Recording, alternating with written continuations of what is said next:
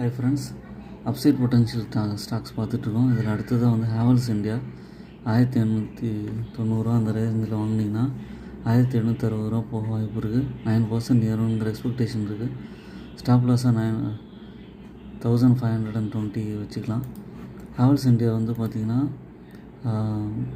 FMEG fast moving electrical goods company. இது வந்து modular சுவிட்சஸ், home appliances, ஏர் conditioners, electric water heaters இதுக்கெல்லாம் products வந்து produce பண்ணுறாங்க. இதோட ரிட்டர்ன் ஆன் ஈக்விட்டி வந்து 18% இருக்குது. ஸ்டாக் பேட்டர்னில் பார்த்தீங்கன்னா 2000 போயிட்டு நல்ல கரெக்ஷன் கொடுத்துருக்கு. திரும்ப வந்து பழையான 2000 பக்கம் போக வாய்ப்பு இருக்குது. டெஃப்ரி கம்பெனி ஹெல்த்தி டிவிடெண்ட் பேமெண்ட் 42.5 இருக்குது.